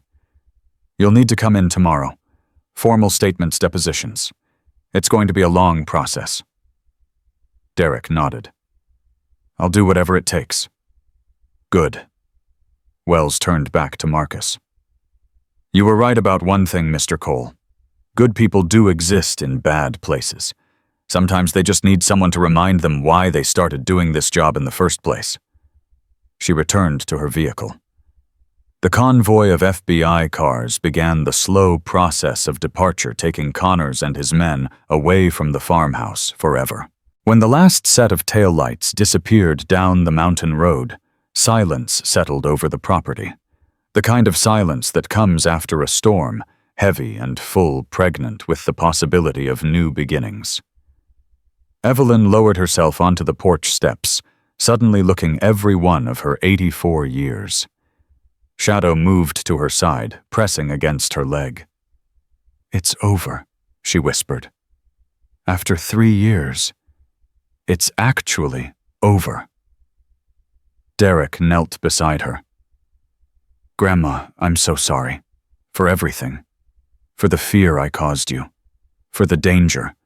For being too weak to stand up sooner. She reached out her thin hand, cupping his face. You stood up when it mattered. That's what counts. But I was part of the problem. I helped him. You were lost, Derek. Lost and scared and making bad choices. I know something about that. So did your grandfather. So did Thomas. She smiled gently. The Hartwell family has a long tradition of getting lost before we find our way home. Derek broke down completely, sobbing against his grandmother's shoulder, like the child he had once been. She held him, stroking his hair, murmuring words that no one else could hear. Marcus watched them, feeling like an intruder on something sacred. He turned to go, to give them privacy, but Evelyn's voice stopped him. "Marcus, where do you think you're going?" He turned back. "I thought you might want some time alone." "I've had 50 years of time alone. That's quite enough, thank you." She gestured to the space beside her on the steps. "Sit." He sat. The night was cold, but not unbearable. The stars had emerged brilliant and countless against the black sky. Somewhere in the distance, an owl called out a sound that seemed to echo across the ages. "Thomas would be proud of you," Evelyn said quietly. "I'm not sure about that." "I am. He spent his whole life running from what he couldn't fix. You ran toward it." She paused. That's the difference between carrying guilt and carrying purpose. Marcus thought about Reed, about all the years they'd served together, the conversations they'd had, the things left unsaid. He thought about the letter, the property, the debt that had somehow become a gift. "He sent me here to take care of you," Marcus said. "But I think he also sent me here to take care of myself." "He was smarter than he looked," Evelyn agreed. "Always saw things other people missed." Morrison appeared at the edge of the porch. "We should set up a watch rotation, just in case." "Connors is in federal custody," Marcus pointed out. "Doesn't mean his people can't still cause trouble. Better safe than sorry." Marcus nodded. "You're right. Standard 4-hour rotations. I'll take the first shift." Morrison hesitated. "You sure you've been going hard for days?" "I'm sure. I need time to think anyway." The others dispersed Derek, helping his grandmother inside Morrison, and his team taking positions around the property. Shadow remained with Marcus, settling at his feet with a contented sigh. The hours passed slowly.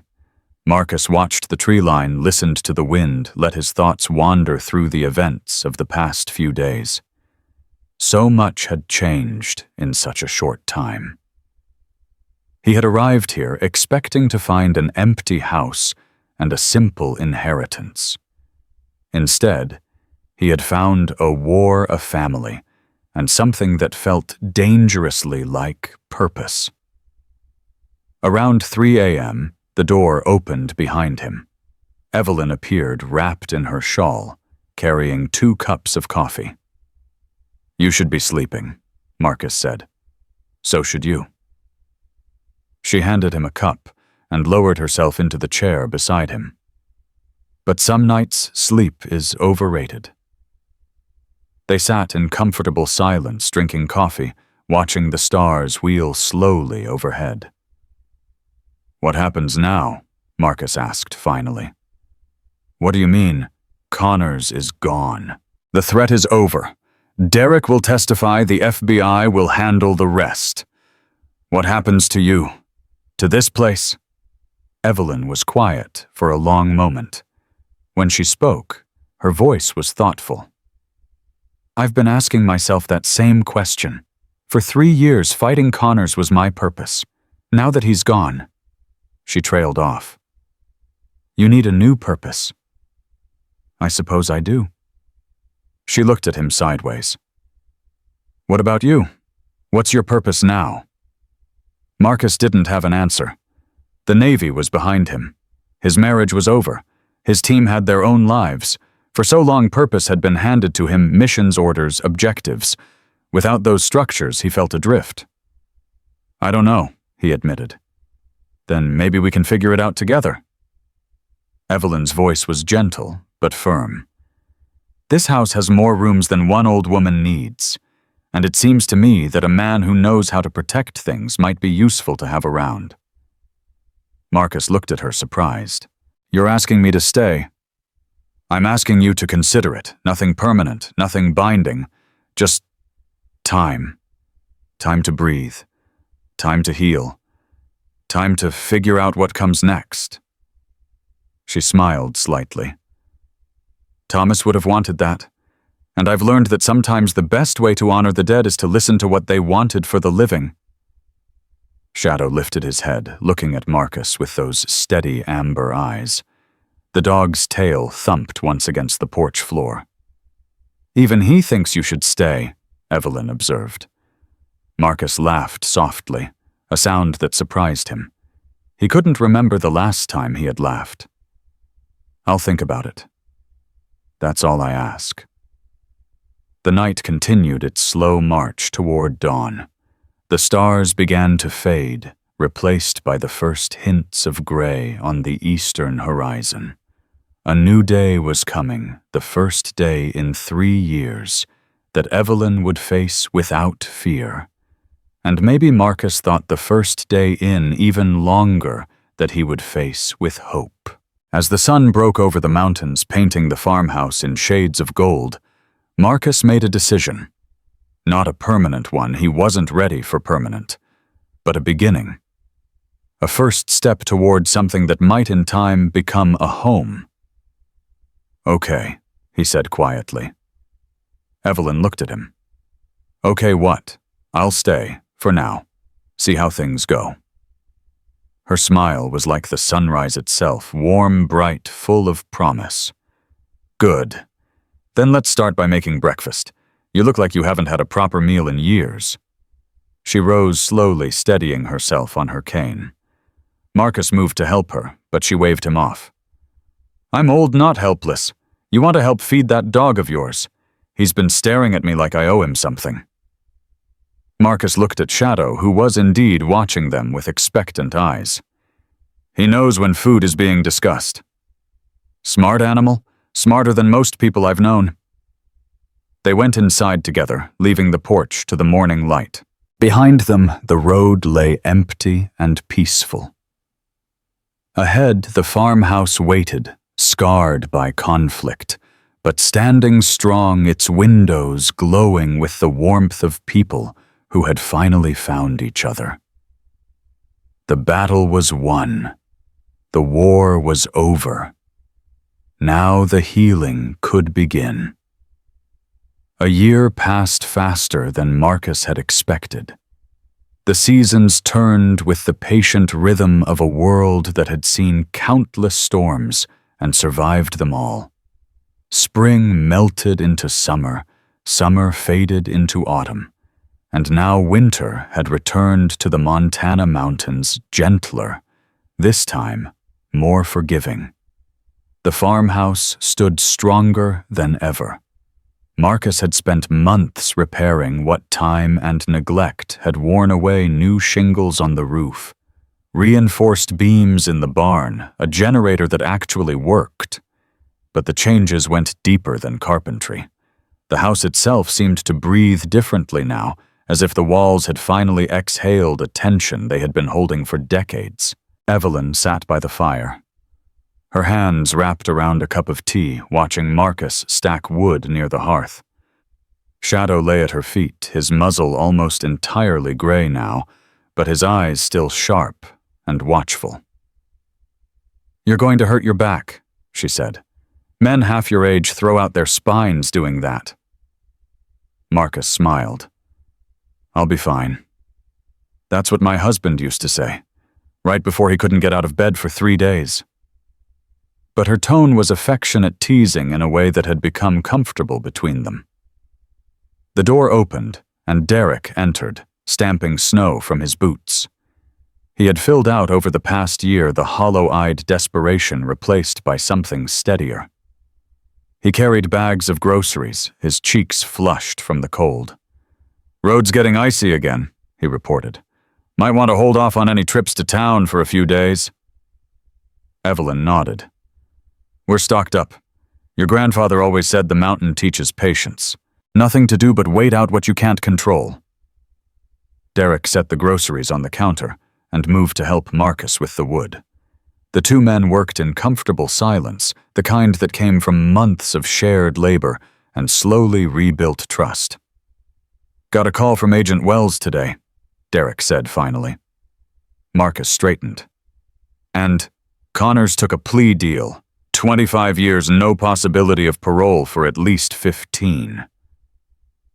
Derek's voice was steady, but Marcus could see the weight beneath the words. They got him on fraud conspiracy and 2 counts of second-degree murder. The families in Wyoming and North Dakota, they're finally getting justice. Evelyn closed her eyes briefly. Those poor people, after all these years. At least it's over, Derek said. Really over this time.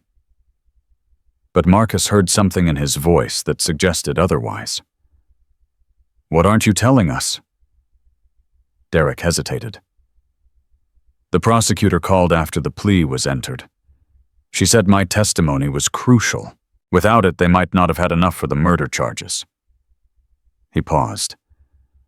She also said Connors made a statement in court about me. What kind of statement? He said I was the one who gave him information about Grandma, about the property, about everything. Derek's face contorted with old shame. He told the whole courtroom that I betrayed my own family for money. The words hung in the air. Evelyn set down her cup, her expression unreadable. And what did you say? She asked quietly. I admitted it, all of it. I told them exactly what I did and why. I didn't make excuses. I didn't try to minimize it. Derek's voice cracked. The prosecutor said it actually helped the case, made my testimony more credible because I didn't pretend to be innocent. Marcus watched the interaction carefully. This was the moment he had wondered about for months, the moment when Derek's past would finally catch up with him in the most public way possible. Evelyn rose slowly from her chair. She crossed the room to where her grandson stood rigid with anxiety and self-loathing. She took his face in her thin, weathered hands. Derek, look at me. He met her eyes reluctantly. What you did was wrong. We both know that. But the man who made those choices a year ago is not the man standing in front of me today. Her voice was firm but gentle. You testified against a murderer. You helped bring justice to families who had waited years for it. You chose to be honest when lying would have been easier. But the things I did are in the past, and the past only has power over us if we let it. She pulled him into an embrace, holding him the way she had when he was a child. I forgive you, Derek. I forgave you the moment you came back and told the truth. The question is whether you can forgive yourself. Derek broke down completely, sobbing against his grandmother's shoulder. The sound was raw and painful, the release of guilt that had been building for far too long. Marcus turned away, giving them privacy. He stepped onto the porch, letting the cold air clear his thoughts. Shadow followed him, pressing against his leg. The dog had become his constant companion over the past year, a silent witness to the slow process of rebuilding that had transformed not just the farmhouse, but Marcus himself. The door opened behind him. Derek emerged, his eyes red, but his expression clearer than Marcus had ever seen it. She's something else, isn't she? Derek said. Most people would never forgive what I did. She's not most people. No, she's not. Derek was quiet for a moment. I've been thinking about something. About what comes next. What do you mean? The trial is over. My testimony is done. The FBI doesn't need me anymore. He took a deep breath. I could leave, go somewhere new, start fresh. No one would know my history. Marcus studied him carefully. Is that what you want? It's what I thought I wanted. For a long time. Derek shook his head. But now I'm not sure. Running away is what got me into this mess in the first place. Maybe it's time to try something different. Like what? Like staying. Like being here for her. Like becoming the grandson she deserved all along. Derek turned to face Marcus. I know I can't undo what I did. But maybe I can spend the rest of my life trying to make up for it. Marcus felt something shift in his chest. He had been skeptical of Derek for months, watching for signs that the young man's transformation was superficial, waiting for the old weaknesses to resurface. But what he saw now was genuine a man who had finally stopped running from himself. "That sounds like a plan," Marcus said. Derek smiled faintly. "Thanks for not giving up on me. Most people would have written me off." "I don't give up on people. It's a character flaw." "Yeah," Derek laughed softly. "Seems like a pretty good one to me." They went back inside together. Evelyn had returned to her chair by the fire, but her expression was peaceful. Now the tension of the past hour dissolved. "I'm going to check on the barn," Marcus announced. "Make sure the new insulation is holding." Evelyn waved him off. "Always finding something to fix. You're worse than William was." "I'll take that as a compliment." "It was meant as one." Marcus grabbed his coat and headed out, Shadow at his heels. The barn stood solid against the gray sky. Its doors recently repainted its structure, reinforced against the mountain winters. Inside, he found something unexpected. Morrison was there, sitting on a hay bale, looking like he had been waiting for hours. "Jake, what are you doing here?" Morrison stood brushing straw from his jacket. "Got some news. Thought you'd want to hear it in person." Marcus tensed. "What kind of news? The good kind, for once." Morrison reached into his pocket and withdrew an envelope. "This came through official channels last week. I pulled some strings to get it early." Marcus took the envelope, recognizing the Navy seal immediately. His hands trembled slightly as he opened it. The letter was brief, formal, and devastating in its implications. "Dear Commander Cole, after reviewing your service record and consulting with multiple commanding officers, the Department of Defense has determined that the actions leading to your early retirement were the result of circumstances beyond your control. Your medical discharge has been reclassified as honorable separation with full benefits. Furthermore, the events of Operation Nightfall have been reviewed and found to demonstrate exemplary leadership under impossible conditions. You are hereby awarded the Silver Star for gallantry in action against an enemy of the United States. The medal will be presented at a ceremony of your choosing or mailed to your address if you prefer privacy. With gratitude for your service, Admiral James Morrison, United States Navy." Marcus read the letter 3 times before the words fully registered. His hands were shaking badly now. Shadow pressed against his leg, whining softly. "I don't understand," he said finally. "The board determined I was responsible for what happened. 3 men died because of my decisions." Morrison shook his head. "The board was wrong. They didn't have access to classified intelligence that's only been declassified in the last 6 months. The ambush wasn't your fault, Marcus.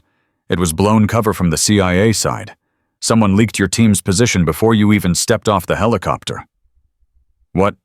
You were set up. The mission was compromised from the start. There was nothing you could have done to save those men because they were dead the moment they volunteered for the op." Marcus staggered backward, catching himself against the barn wall. Years of guilt, years of nightmares, years of believing himself responsible for the deaths of men he had loved, all of it built on a lie. "Why didn't anyone tell me?" "Because the leak was highly placed. It took years to root out. The investigation was classified at levels even I couldn't access until recently." Morrison's voice was heavy with shared pain. "I'm sorry, brother. You should have known the truth a long time ago." Marcus slid down the wall until he was sitting on the cold barn floor. Shadow immediately crawled into his lap, a 70-pound weight of warmth and comfort. Marcus buried his face in the dog's fur, his shoulders shaking. He wasn't crying exactly. It was something deeper than tears, the release of a burden he had carried for so long that it had become part of his identity. Without it, He felt hollow, unmoored, uncertain of who he was. Morrison sat down beside him, saying nothing, just being present, the way brothers were. After a long time, Marcus lifted his head.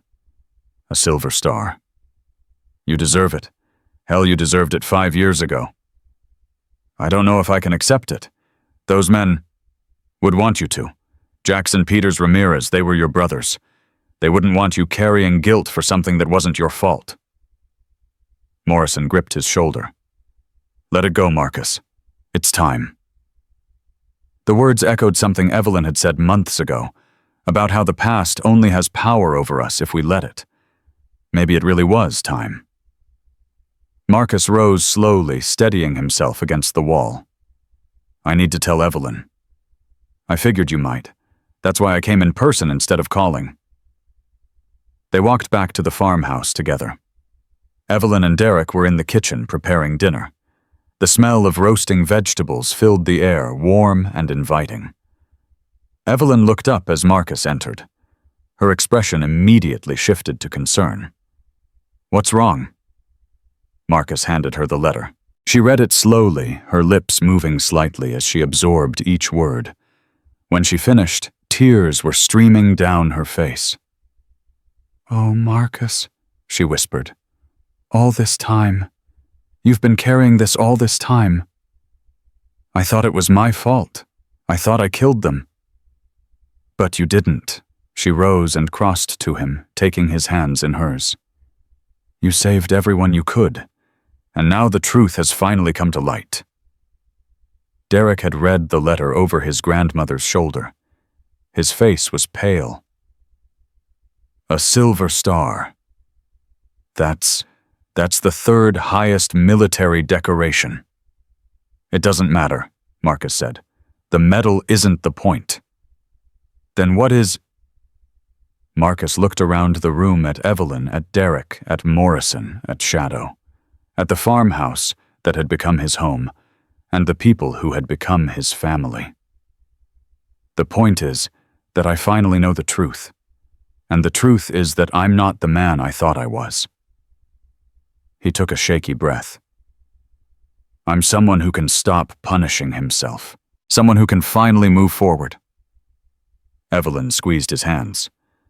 That's the best news I've heard in years. Morrison stayed for dinner.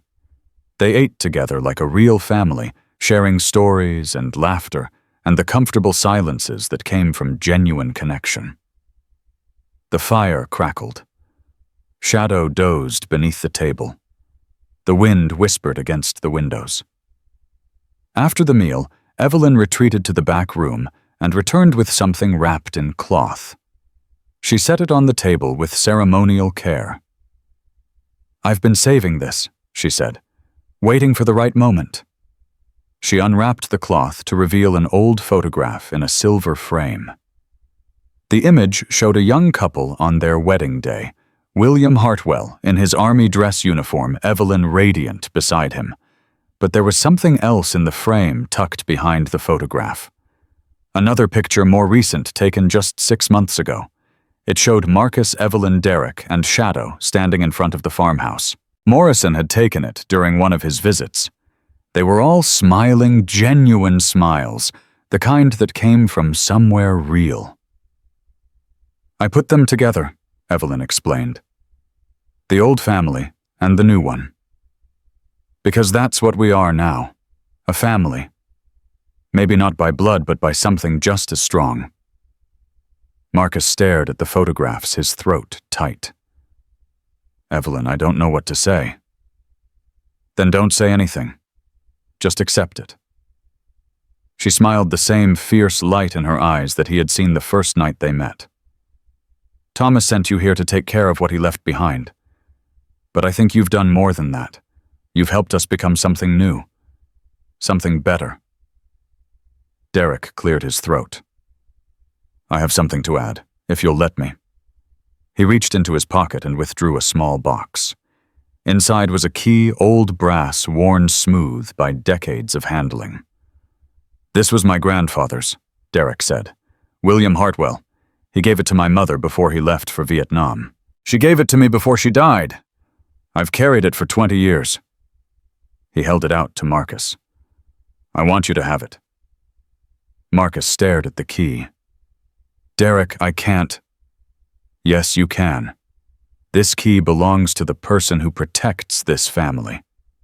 That's you now. Derek pressed it into his palm. My grandfather would have wanted it this way. Marcus looked at the key, at the weight of history. It carried the generations of love and loss it represented. He thought about Reed, about the letter that had brought him here, about the debt that had somehow become a gift. Thank you, he said quietly. I'll take care of it. I know you will. Morrison raised his glass. To family. The one we're born with, and the one we choose. They drank together, sealing the moment. Later that night, after Morrison had left, and Derek had retired to his room, and Evelyn had gone to sleep, Marcus stepped onto the porch one last time. The sky was clear, the stars brilliant against the black canvas of night.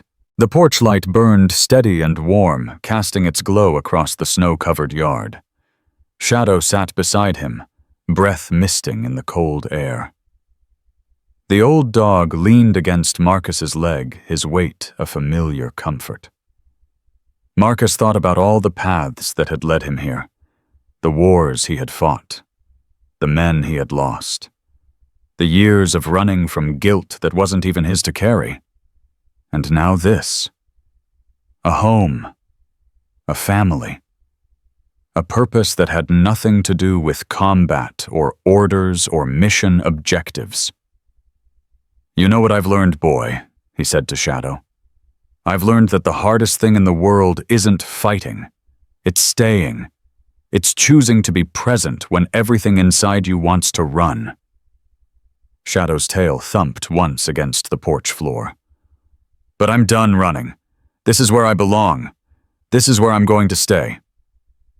He reached down and scratched behind the dog's ears. Shadow closed his eyes in contentment. The porch light flickered once, then steadied. Marcus watched it burn, remembering Evelyn's words from months ago. Someone lost might still need it. That was true. But maybe the light wasn't just for the lost anymore. Maybe it was for the found, too. For the people who had finally stopped searching and learned how to stay. Marcus took a deep breath of the cold mountain air. For the first time in years, his lungs felt full. His heart felt light. The weight he had carried for so long was finally blessedly gone. He turned and went back inside, closing the door softly behind him.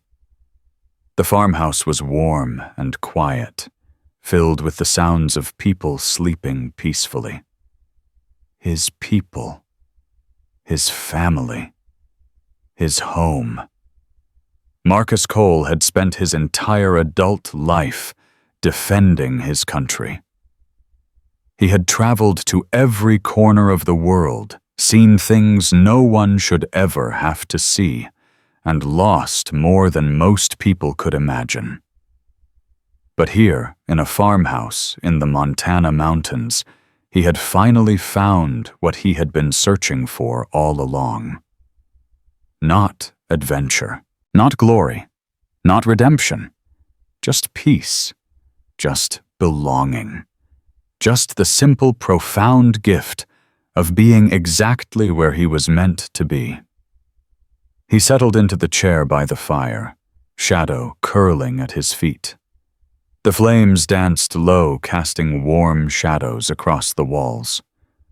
Outside, the porch light still burned, and it would keep burning night after night, year after year, for as long as anyone needed a beacon to find their way home.